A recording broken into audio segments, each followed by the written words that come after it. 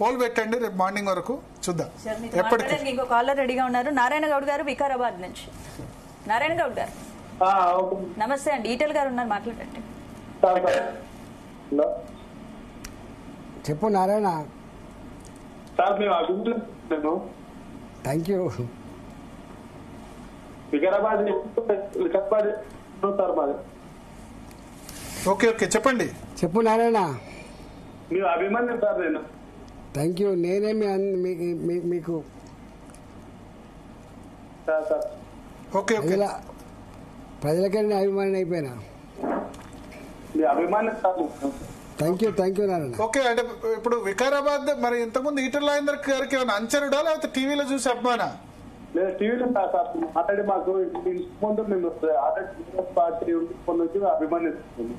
Okay okay okay అభిమానులు ఉన్నారు రాష్ట్ర వ్యాప్తంగా. టీఆర్ఎస్ పార్టీ అంటే మా ఆల్రెడీ హలో చెప్పండి చెప్పండి. మేము టీఆర్ఎస్ పార్టీ ఆర్టీ కేసీఆర్ తర్వాత సీఎం అయితే ఫీలింగ్ తోటే ఉన్నాం సార్. ఓకే కేసీఆర్ తర్వాత సీఎం అవుతాడని అనుకున్నారు. సీఎం అనుకుంటూ ఉన్నాం మేము అలా టీఆర్ఎస్ పార్టీలో. ఓకే ఓకే ఓకే అట్లా అవుతారా మరి తర్వాత అవుతారు 2028లోనే అవుతారా సీఎం? 100% బీసీ అయితే బీసీ అయితే సీఎం అవుతారు. బీసీ అయితే కంపల్సరీ సీఎం అవుతారు. ఓకే అంటే బీసీ సీఎం కి ఇస్తే ఈటెల రాజేందర్ గారు అవుతారు అంతేనా? 100% అవుతారు. బీజేపీ కోట్లు వేస్తాము కంపల్సరీ అవుతారు. ఓకే ఓకే ఇప్పుడు ఏ పార్టీలో ఉన్నారు మీరు?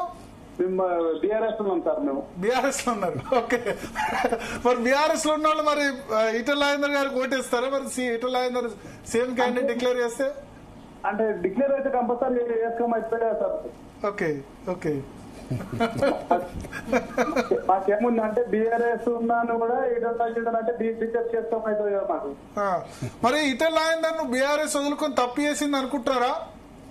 అనుకుంటలేదు కానీ ఆ సందర్భం బట్టి ఎట్లా అయిందో సందర్భంలో అయిండొచ్చు కదా.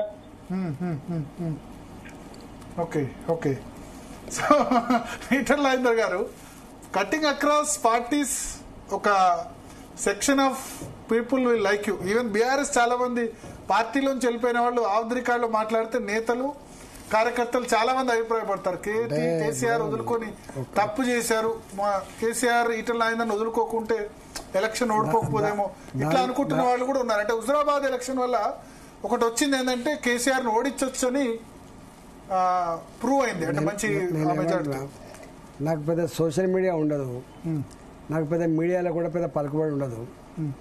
మీరే ఓడి పెట్టాలని ఇట్లా మీరు అంటారు కదా బీఆర్ఎస్ పార్టీలో ఉన్న కార్యకర్తలు ఏమనుకుంటున్నారో ఒకటి పెట్టు తెలుస్తుంది, మీకు సర్వే చేయించి తెలుస్తుంది. సో ఒకటి ఇప్పుడు మీరు బీఆర్ఎస్ లోనే ఉండుంటే హుజురాబాద్ ఒకవేళ కేసీఆర్ వదులుకోకుంటే ఉండుండే వాళ్ళ బీఆర్ఎస్ లోనే ఎందుకు పోతుంటుంది? ఎల్లగొట్టింది కాబట్టి కదా పోయింది. మెడలు బట్టి బయటకు పెట్టినని చెప్తారు కదా భరత్ గారు. ఈటెల రాజేందర్గా అనేక సమస్యల మీద ఇంటర్నల్గా ఫైట్ ఉన్నప్పటికీ కూడా మేము బీఆర్ఎస్ పార్టీలో ఉన్నాం తప్ప మేము బయటికి పోలే కదా. బీఆర్ఎస్ పార్టీకి నేను రాజీనామా చేయలే. బీఆర్ఎస్ పార్టీ ప్రభుత్వంలో ఉన్న నన్ను బర్తరాఫ్ చేసింది అంటున్నా. ఎవరు చెప్పుకోడట, నేను చెప్పుకుంటున్నా. బర్తరాఫ్ చేయడం అంటే మెడలు బట్టి బయటికి నెట్టిండ్రు. దానికి మూల్యం చెల్లించింది కదా, మూల్యం చెల్లించాలి కదా. ఇంకా ఓకే ఇంకా మూల్యం చెల్లిస్తుందా? తప్పకుండా ఇంకా చెల్లిస్తూనే ఉన్నది. ఓకే అయితే ఒకటి ఇప్పుడు బీజేపీలో ఈటెల రాజేందర్ చాలా అసంతృప్తితో ఉన్నారు. ఆయన సర్వీసెస్ ని వాడుకోవట్లేదు, పార్టీ అధ్యక్ష పదవి ఇవ్వలేదు, ఇంకేమి ఇవ్వలేదు, కేంద్ర మంత్రి కూడా ఇవ్వలేదు. కేంద్ర మంత్రి కూడా ఇవ్వచ్చు కదా, అవకాశం ఉంది కదా. నేను మళ్ళీ చెప్తున్నా 2027-28 వరకు వెయిట్ చేసి ఈటెల రాజేందర్ మళ్ళీ బీఆర్ఎస్ రావడమో లేదా సొంత పార్టీ పెట్టడమో ఇటువంటి ఆలోచన ఏమైనా ఉందా? పార్టీలు మారే కల్చర్ నాది కాదని 100 సార్లు చెప్పినా మళ్ళీ చెప్తున్నా. బట్టలు మార్చుకున్నంత ఈజీ కాదు పార్టీలు మారడం అనేది మంచిది కాదు.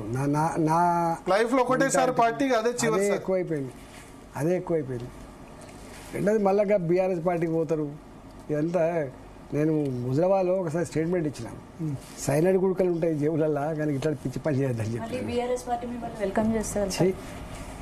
ఎట్లా వాళ్ళు ఎట్లా వెల్కమ్ చేస్తారు, ఎట్లా పోతారు, గట్లాంటి ఎందుకు వస్తాయి మీకు? కవితక్క అప్డేట్స్ లో పెట్టారు మళ్ళా బీఆర్ఎస్ లో చేరేందుకు ప్లాన్ చేసుకుంటున్నారని చెప్పి కవితక్క అప్డేట్స్ కవిత గారి అన్అఫీషియల్ ట్విట్టర్ హ్యాండిల్ లో పెట్టారు.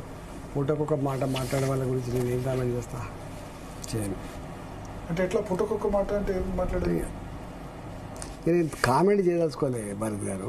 ఓకే, స్టెబిలిటీ ఉండాలి, ఏదైనా మాట్లాడితే దానికి ఆధారం ఉండాలి. అంటే మీ మీద కోపం వచ్చినట్టుంది అంతకు. 1-2 రోజుల ముందు ఏదో ల్యాండ్ సంబంధించి మీ దగ్గరికి ఎవరు రిక్వెస్ట్ చేసి దాన్ని వస్తా కానీ ఇక్కడ ఎంపీని నాకు గిన్నె ఉన్నాయి. అనేక మంది పేదలు మా భూములు ఆక్రమించుకున్నారని, మా ఇల్లు కూలగొడుతున్నారని, ఇక్కడ అక్రమంగా గవర్నమెంట్ భూములో కబ్జా పెట్టుకొని పెద్ద పెద్ద బిల్డింగ్లు కడుతున్నారని చెప్పి వస్తారు కదా. ఇప్పుడు నేను హైదరాబాద్ మీరే చెప్పారు కదా, హైదరాబాద్ ఉండగా రూరల్కు హైదరాబాద్ తేడా ఏంటంటే ఒక తేడా మాత్రం స్పష్టంగా ఉంది. ఇక్కడ భూములలో కబ్జాలు ఉంటాయి, బ్రోకర్లు, ల్యాండ్ మాఫియాలు, అధికారులను అడ్డం పెట్టుకొని బతికే వాళ్ళు బోలెడంత మంది ఉంటారు. అట్లాంటి వాటి మీద పాపం వాళ్ళకి ఎవరు సపోర్ట్ ఉన్నాడు. నేను వచ్చిన తర్వాత నాకు ఇంత అప్పుడప్పుడు దరఖాస్తు ఇచ్చి పాపం వేడుకుంటారు, అన్న మా దగ్గర రావే, మా భూమిని కాపాడే, మాకు అండగా ఉండని చెప్తుంటారు. ఇంకా నేను ఇంకేం మాట్లాడలే, నాకు వచ్చి చెప్పుకున్నారు తప్ప ఇంకా నేను ఏం నోరు విప్పి మాట్లాడేది ఉంది. ఇంకా భరత్ గారు, నాకు వచ్చిన దరఖాస్తులన్నీ కూడా ఒకసారి పరిశీలన చేసుకొని ఎక్కడెక్కడ ఏం దుర్మార్గం జరిగిందో, ఏం అక్రమాలు జరిగినాయో, ఎవరెవరు దీని వెనుక ఉన్నారో అవన్నీ ఏదో ఒకనాడు బయట పెట్టే రోజు వస్తుంది. నేను అన్ని చూస్తున్నా. దీన్ని బ్లాక్మెయిల్ చేయడం కోసమో లేకపోతే బయట పెట్టేది ఉందంటే ఒకవేళ కవిత లేకపోతే వాళ్ళ తప్పు ఉంటే దాన్ని ఎవరి ఉంటే వాళ్ళు చేస్తాం కదా, ఎవరి ఉంటే వాళ్ళు చేస్తాం. ఇప్పుడు మా దగ్గర మా పార్లమెంట్ పరిధిలో అనేక సమస్యలు వచ్చినాయి. ఈ సమస్యలు నిజంగానే కనుక అన్యాయం జరిగితే ముఖ్యమంత్రి గారికి ఉత్తరం రాస్తా, రెవెన్యూ మంత్రి గారికి ఉత్తరం రాస్తా, తప్పకుండా రాయాలి కదా, నా బాధ్యత కదా. వాటికి చేతులు ముడుచుకునేది ఉండలేదు కదా నేను. అంటే కవిత గారి పట్ల మీకు ఏం సింపతి లేదా? ఆమె అంటున్న